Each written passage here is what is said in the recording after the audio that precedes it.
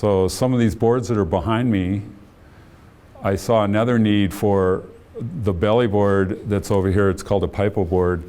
I rode them as a young boy. They were very popular in Laguna. They came from a guy from Hawaii that came over. He introduced it to a lady called Marge Calhoun. She brought it to Brook Street. Then it was, it stuck there in Laguna for some reason. There were other versions up and down the coast, but that one stuck in Laguna. And it's very unique in what it is and what it can do on a wave. But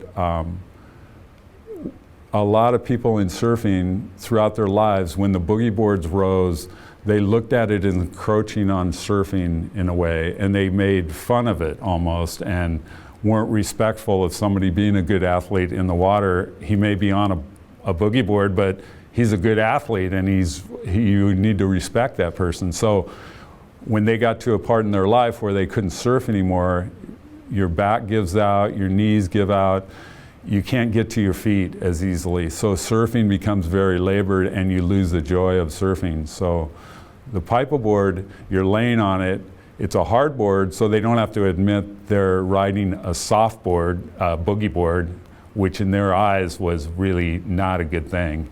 So the paipo board allows them to ride a hard board. It's made like a regular surfboard. They lay down on it.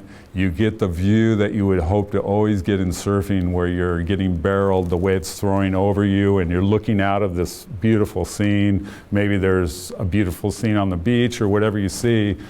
And so they reacquaint themselves with surfing again, and they find that joy again. So that's what that piece of equipment's about.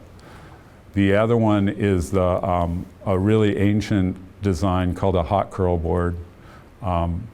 Very famous in the, it started in about the 20s or 30s, and went till about the 50s, late 50s to 60s, and then it faded from surfing. But what it brings to surfing, back to surfing, is it takes advantage of a different part, the different energy in the wave. It's the swell energy it rides more than it's the falling down the face energy, and it's not. Something happened in surfing when competition came in the scene, where that became the most popular and most driving part of surfing was competition. So then it's like, oh, look at me, I can do this big splashy slash, and I'm ripping and tearing and all these terms for describing surfing, where before, when I was young, the best surfers were the ones that blended with the energy of the wave and made it look easy and beautiful and smooth. So the hot curl board, you can't do that slashing, and it requires you to be blending with the wave. And there's a friend of mine, Gene, that made up this quote. It's I think he made it up, at least that's what he says, but it's surfing is a dance and the wave always leads.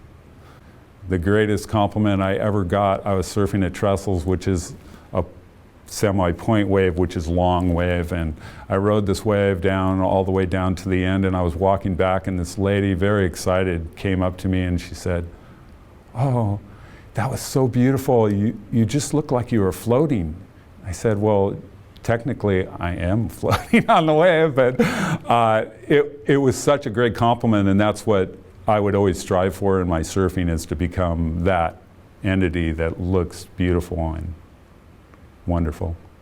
We can't turn back the clock, so I see many people that are angry about crowding, but who are we going to ask to leave? Should it be my grandfather who got here in 1920?